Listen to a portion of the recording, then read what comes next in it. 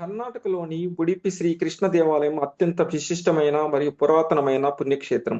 ఇక్కడ కొలువై ఉన్న బాలకృష్ణుడి విగ్రహాన్ని సాక్షాత్తు రుక్మిణీదేవి కొరకు విశ్వకర్మ తయారు చేశారని ప్రతీతి. దేవి కృష్ణుని బాల్య లీలలను చూడాలని ఆశపడగా శ్రీకృష్ణుడు చిన్న బాలుడిలా మారి చూపించాడు. ఆ రూపాన్ని చూసి మురిసిపోయిన రుక్మిణీదేవి అదే రూపంలో విగ్రహాన్ని చేయించుకొని ద్వారకలో పూజించేవారు. కృష్ణావతారం ముగిశాక ద్వారక సముద్రంలో మునిగిపోయినప్పుడు ఈ విగ్రహాన్ని కూడా సముద్ర గర్భంలో కలిసిపోయింది.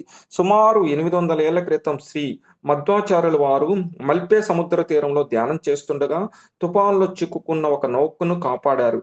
ఆ నౌకలో ఉన్న వర్తకులు కృతజ్ఞతగా ఇచ్చిన గోపీచందనం ముద్దల నుండి ఈ బాలకృష్ణుడి విగ్రహం లభించింది. మధ్వాచార్యుల వారు ఈ విగ్రహాన్ని ఉడిపిలో తీసుకువచ్చి మధ్వ సరోవరంలో శుద్ధి చేసి ప్రతిష్ఠించారు. ఉడిపి ఆలయంలో స్వామివారిని నేరుగా దర్శించుకునే వీలుండదు.